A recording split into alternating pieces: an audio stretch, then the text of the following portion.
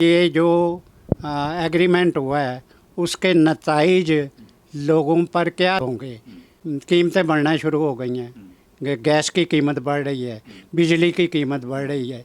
ये कह रहे हैं नहीं जी बिजली की कीमत तो उसने नहीं कहा कि बढ़ाओ, उसी ने कहा।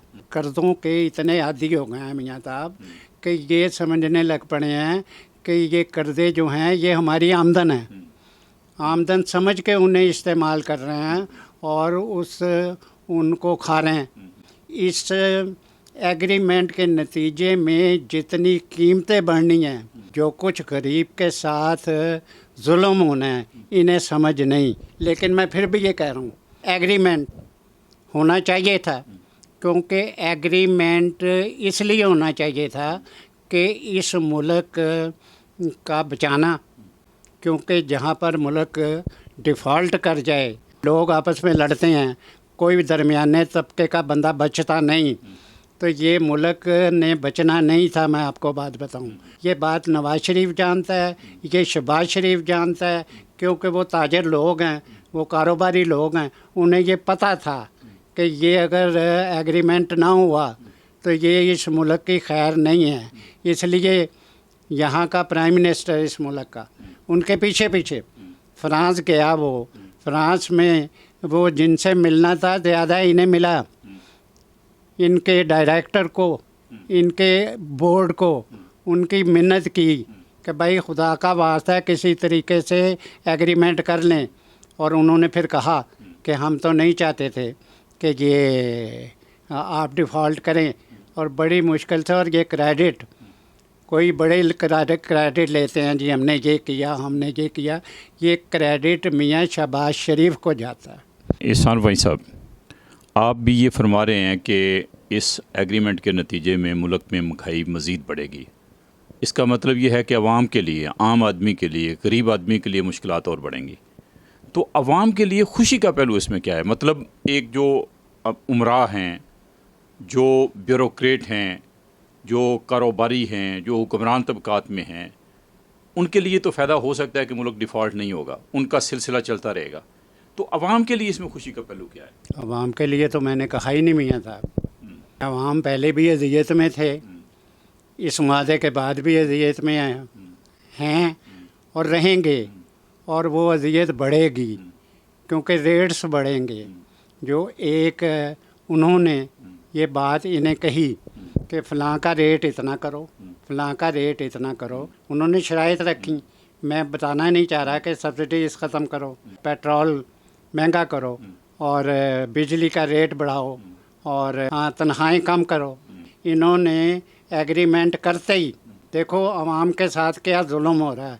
एग्रीमेंट करते ही 2 लाख रुपया चीफ जस्टिस की तनख्वाह बढ़ा दी, और 2.25 लाख रुपया आम जजेस की, सुप्रीम कोर्ट के, उनकी तनख्वाहें बढ़ाई, और तमाम पाकिस्तान के हाई कोर्ट के जजेस की 1-1 लाख, 1.5-1.5, 2-2 लाख तनख्वाह बढ़ा दी।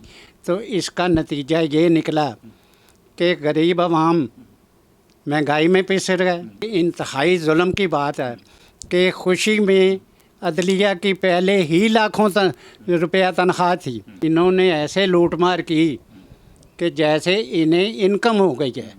इतनी इनकम हो गई है कि इन्होंने कहा कि ये जो हुक्मरान है, एक टोला है जो इस मुल्क को रूल कर रहा है, तो इनको खुश करें।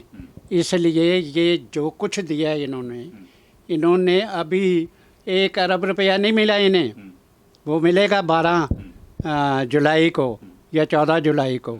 और इन्होंने पहले ही किनके टैक्स पर, अवाम के टैक्स, जो इसलिए अवाम का टैक्स मैं कह रहा हूँ कि जो कोई चीज़ ख़रीदता है गरीब आदमी, मसलन सब्ज़ी लेने जाता है, वो टैक्स देता है उसमें।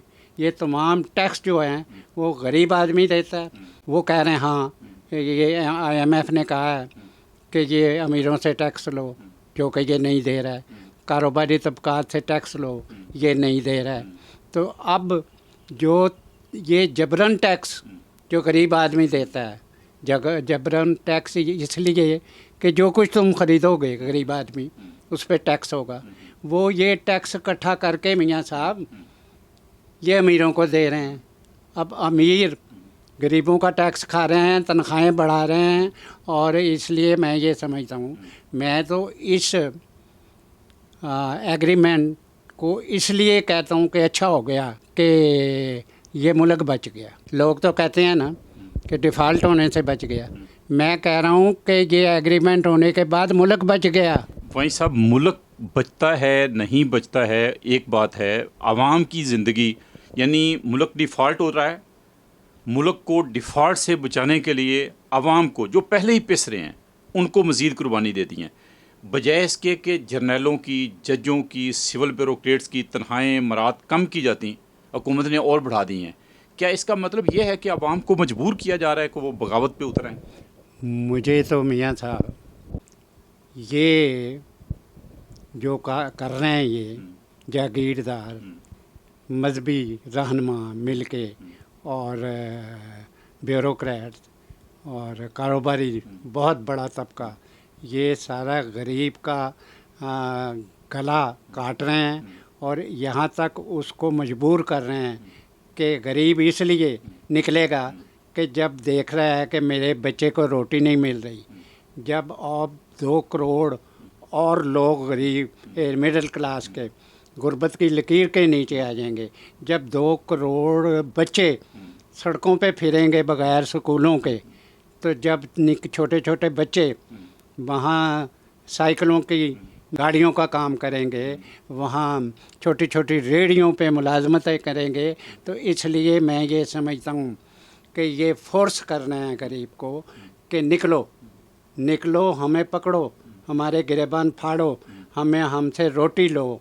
क्योंकि ये बग़ैर फोर्स के ना इन्होंने रोटी देनी है, ना इन्होंने तालीम देनी है, ना इन्होंने बेसिक राइट्स देने हैं लोगों के।